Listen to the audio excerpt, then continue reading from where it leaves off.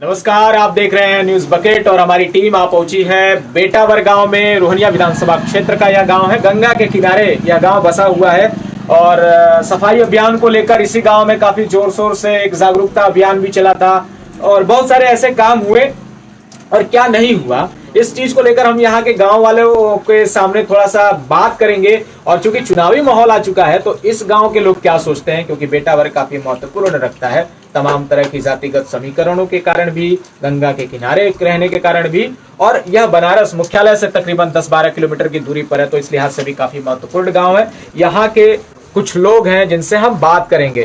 चाचा, क्या माहौल चल रहा है गांव का, किस तरह से अभी परिस्थिति है कोरोना के बाद? ठीक चल रहा है। ठीक चल रहा है। क्या नाम है आपका? राजेंद्र। क्या करते हैं? यमन बोला, बढ़िया मत बोले, यमन बोला आराम से। ठीक है बोलिए, क्या करते हैं? राजगीर वाला काम। काम धंधा बंद है, हाँ, बारिश वारिश होती है तो काम रुक जाता है। तो खर्चा वर्चा घर का चलाने के लिए कोई सरकारी मदद उस तरह की मिलती है जब काम ठप रहता है तो? सरकारी काम मिला था मजदूरों के लिए सरकार कोई मदद नहीं करती है? वही हो रहा है। आप थोड़ा सा बताइए क्या काम धाम करते हैं? तो अभी काम चल रहा है। काम कहाँ है, पानी के कहाँ काम बंद है, बाहर का काम है तो अंदर को होता था कब करते हैं, बाहर का काम है तो कहाँ होता है। कोरोना में चल रहा था धंधा बढ़िया? कहाँ एक दिन लगता है, 4 दिन नहीं लग रहा था, काम बंदी चल रहा है। चुनाव को लेकर क्या सोच रहे हैं? चुनाव लोग अब देखा सब माहौल बन रहा है टीवी पर? हाँ, टीवी पे तो देखते हैं सब रहा है। नेता लोग भाषण देना शुरू कर दिया है। तो ये बताइए कि सरकार को लेकर जैसे योगी आदित्यनाथ का कामकाज कैसा रहा, अखिलेश के सरकार से अगर तुलना करें तो कितना बेहतर रहा? अखिलेश ठीक ठाक कर रहा है। योगी ठीक ठाक नहीं कर रहे हैं? ठीक ठाक कर रहा है। तो चुनाव में बदल देंगे क्या? अब चुनाव बदल गया, अब गोरू बछरू सब छोड़वा दिले बा, सबका खेत नुकसान होता है बा, हर चीज से प्रभाव पड़ता है। गाँव में गौशाला नहीं बना है? बनल बता कहाँ किलो 500 रुपया भी लेत बान, हर चीज व्यवस्था करे के बाद जाके अपने हाथ से छोड़ा फिर करा तो 500 रुपया भी लेत। तो विधायक कौन है यहाँ पर? आते हैं कि कभी नहीं? यहाँ कहाँ नहीं आते हैं। चुनाव जीतने के बाद कभी नहीं आते, तब वोट मांगे फिर आएंगे तब क्या करेंगे? क्या करें, क्यों भी आए तो हाथ जोड़ के रुपया करिया देगा, हाथ का जोड़ लिए तो दे देंगे वोट ना आई जब तक तहाँ विचार बड़ी हो ही भी आएगा। भाजपा को लेकर क्या सोचना है? भाजपा को वोट करेंगे कि समाजवादी पार्टी? हमारे पास समाजवादी पार्टी, लाल गमछा दिखा रहे हैं। चाचा, आप थोड़ा सा बताइए कि माहौल क्या है, जैसे आप लोग बैठते हैं दुकान पर, तो क्या चर्चा चलती है चुनाव को लेकर, कामकाज को लेकर गाँव में विकास? क्या है कि जब से भाजपा की सरकार बनी है, उससे भाजपा की सरकार है, तब से समझ लीजिए कि जो छोटी बिरादरी के लोग हैं जो रोज कमाने का रहे, इनकी मतलब ये दशा हो गई है कि ये लोग सही ढंग से खा नहीं पा रहे हैं। घर का गहना, चावल, गेहूँ सब लोग बेच के किसी तरह खा रहे हैं। और ये मोदी सरकार या योगी सरकार से ये बेटावर की जनता तो खुश नहीं है, क्योंकि यहाँ तमाम तरह की दिक्कतें हैं। तो किस सरकार से आप खुश हो जाएंगे? सिर्फ सपा सरकार, बसपा बन जाए, कांग्रेस बन जाए, सब ज़्यादा बेटर है, लेकिन ये एकदम झंडू सरकार है। झंडू है? झंडू सरकार है भाजपा। 10 में से नंबर देना हो तो कितना देंगे? 0 नंबर, मतलब फेल कर देंगे सरकार को? एकदम, क्योंकि बच्चे पढ़ लिख नहीं रहे हैं। स्कूल वाले फीस के लिए महामारी कर रहे हैं, फीस जमा करो, आधा जमा करो, ऑनलाइन है। ये क्योटो बना रहे हैं, क्योटो की तो मिट्टी पूरी है, क्योटो क्या बन पाएगा? क्योटो नहीं बन पाया? कुछ नहीं बन पाएगा। चाचा इधर आइए, थोड़ा सा बताइए, क्या क्योटो बनाने की जो कवायद थी वो पूरी हो पाई कि नहीं सरकार की? बताइए, आपको मौका मिल रहा है। अच्छा, आप कर रहे हैं, आप लोगों में से कोई नहीं बोल रहा है? इधर आइए, आप आइए। प्रधान जी तो बताएंगे, उन्हीं का तो सब बात है। आइए इधर आइए, आप लोगों को मौका मिला, थोड़ा सा बोलिए। कुछ नहीं बता रहे हैं? चलिए भैया, ये पूर्व प्रधान रहे हैं। अच्छा, प्रधान जी भी आप इधर उधर कर रहे हैं? खरा बात हम अपने नाम बता दीजिए, क्या नाम है? क्या करते हैं आप? हम रोजगार सेवा करते हैं बेटावर गाँव के। रोजगार है गाँव में, खाली वैसे ही सेवा कर रहे हैं? नहीं, रोजगार है। किस मामले में? जो नरेगा में चलता है काम, जितना भी काम नरेगा में सारे काम है हमारे यहाँ। मनरेगा में कितने लोग पंजीकृत? हमारे यहाँ तो लगभग 210 सबको रोजगार मिलता है? 100 दिन की गारंटी है? गारंटी है, मजदूर ये डिमांड पे है, काम आग मांगेंगे तो वेतन भुगतान हो रहा है। तो लेकिन अभी को लेकर माहौल कैसे, जैसे यहाँ से तो पता ही है, तो अभी भी आप रोजगार सेवक हैं? हाँ तो क्या कुछ और गाँव में आपने काम करवाया? हाँ, पिछले 5 सालों हमने काम कराया है, बढ़िया काम कराया। मिट्टी से संबंधित जो भी काम है, चकरोड़ हो गया, रास्ता हो गया, या किसी खेत समतल करना हो गया, और नरबंदी करवा सरकार को लेकर सोच कैसी है, मतलब काम अच्छा हो रहा है कि नहीं है?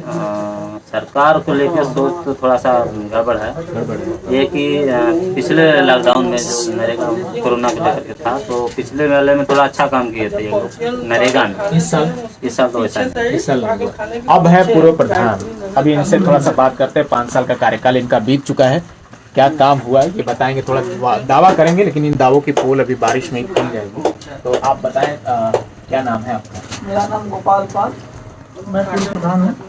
तो ये बताइए कि पिछले 5 सालों में कुछ काम ऐसा हुआ जिसका आप बता सकें, गुणगान कर सकें कि भैया ये काम हमने कराई है? देखिए, काम जो है सरकार का दोष नहीं है, और काम जो भी सरकार हम लोगों को पैसा दी उसको हम लोग ज़मीन पर उतारने का काम किया। और आप जा कर के देख लीजिए, मेरा बगल में विद्यालय है और शमशान घाट बना हुआ है, आंगनबाड़ी बनवाए हैं, एक पंचवटी बनवाए हैं, वहाँ पे जो है वो सामुदायिक शौचालय बना है, छोटा सा 7 बिस्सा में 6 बिस्सा में पंचवटी बनवाए हैं। और जो है पंचायत भवन का पूरा बाउंड्री हुआ है।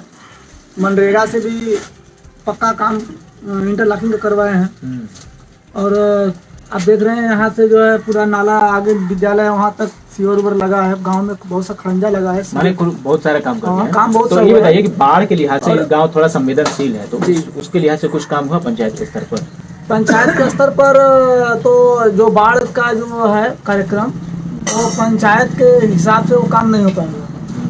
जो गंगा जी के किनारे पर जो सौदागृह बना है वहाँ पे कटान बहुत ज़्यादा होता है, और जहाँ पे हमारा सौदागृह बना हुआ है सिर्फ 1 फुट बाढ़ में 1 फुट बचा था छत डूबने से। और वहाँ पे पूरा बाउंड्री वाल और सब कुछ वहाँ बना हुआ है। आप जाएंगे वहाँ पे देखेंगे कि क्या स्थिति है उसकी। अभी तो बहुत ठीक ठाक है। तो आप प्रधान से पूर्व प्रधान हो गए हैं, हाँ, क्या उम्मीद है कि अगली बार फिर प्रधानी का चुनाव लड़ेंगे? देखिए, बहुत दिली इच्छा तो नहीं है कि अब फिर चुनाव जनता के डिमांड पे लड़ा जाए। जो शौक था हमने 5 साल में करके देख लिया।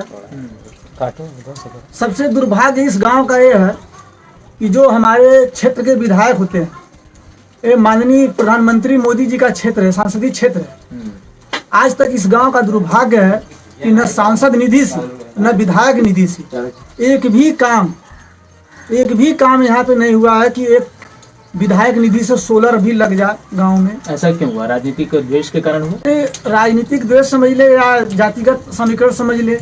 यहाँ पे उच्च बिरादरी के लोग बहुत कम है, माने छोटी वोट बैंक कम है। हाँ, वोट बैंक कम है, मगर वोट के मामले में यहाँ पे जो है 50% से भी ऊपर भाजपा को वोट मिला था अगले विधानसभा चुनाव में और संसदीय चुनाव में। आप दिखवा लेंगे गणना करके कि लगभग 650 वोट, यहाँ 1200-1300 वोट पड़ता है, 650 वोट भाजपा को मिला था।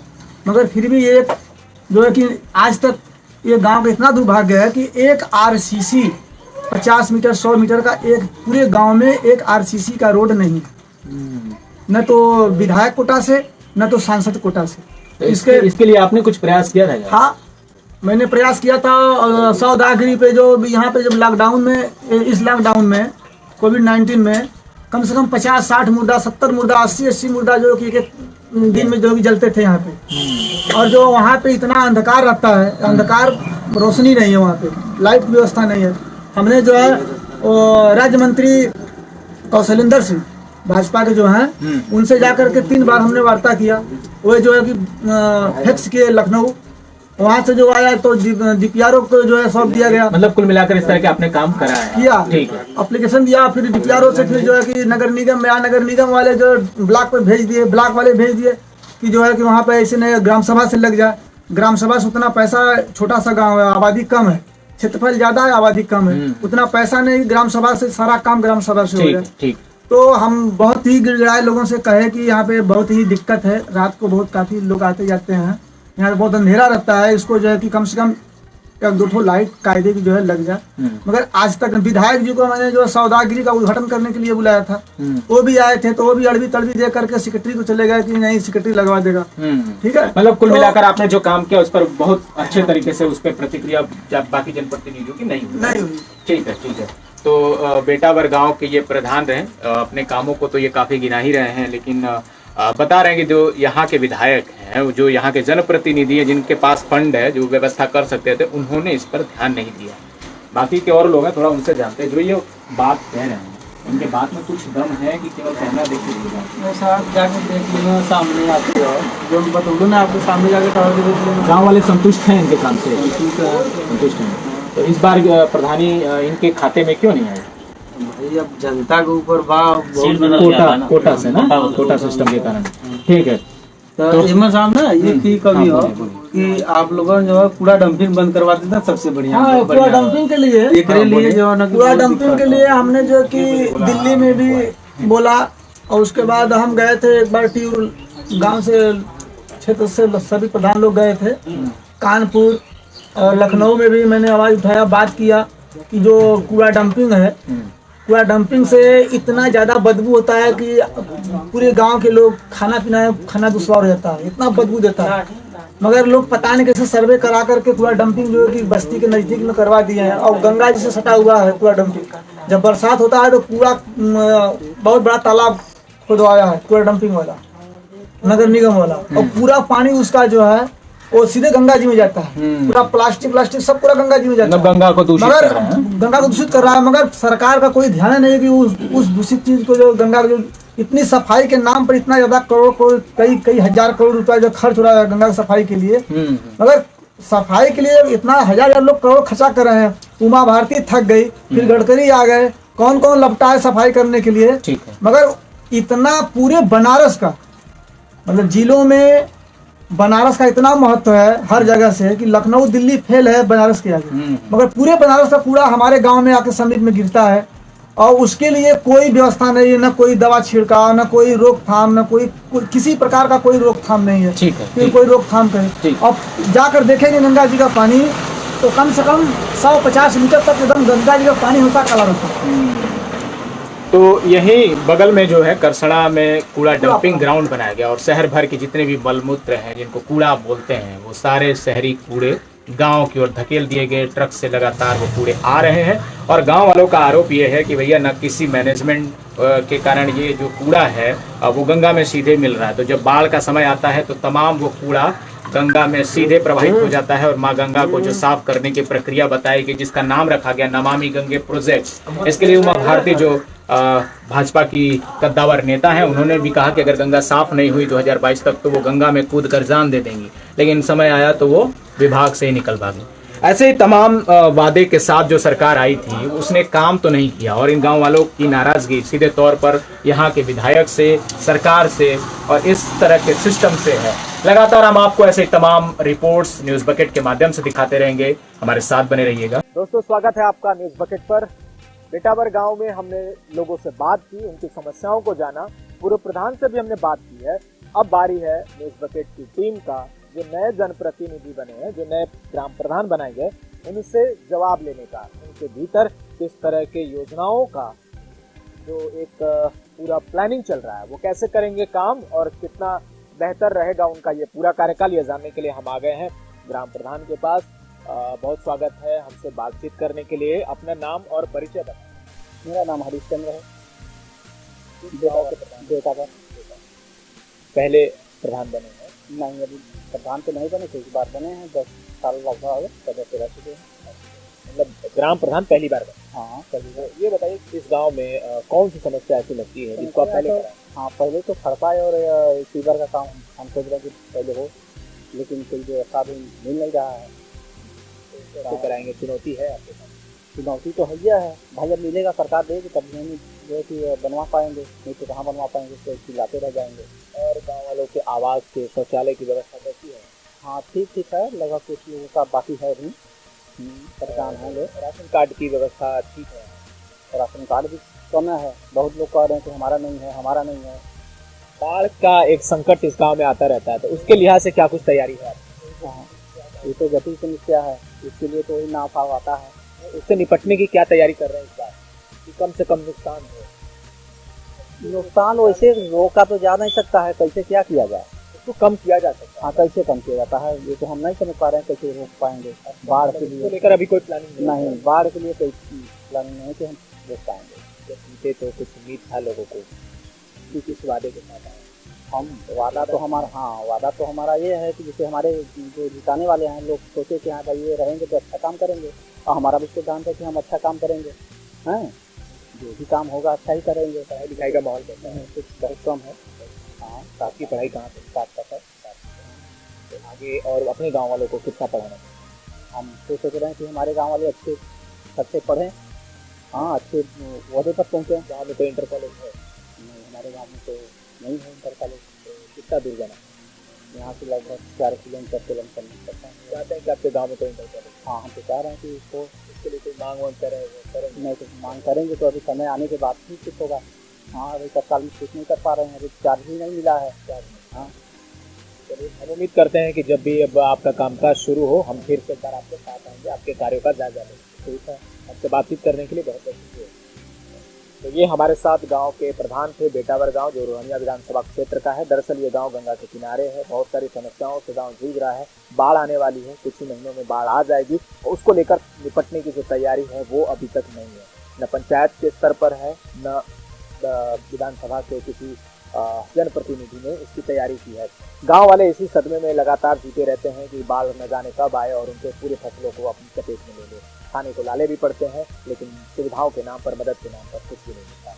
लगातार हम आपको ऐसे तमाम रिपोर्ट दिखाते रहेंगे, तब तक आप हमारे साथ बने रहिएगा। देखते रहिए न्यूज़ बकेट। बहुत बहुत पेश है न्यूज बकेट हिंदी मासिक पत्रिका। पढ़ें इस महीने की पूरी खबर विस्तार से हमारे न्यूज बकेट की मैगजीन में। हमारी ई मैगजीन को मुफ्त में पढ़ने के लिए अभी लॉगिन करें www.newsbucket.in पर। इसके अलावा रोज की ताज़ा खबरों के लिए हमारे YouTube चैनल को तुरंत सब्सक्राइब करें।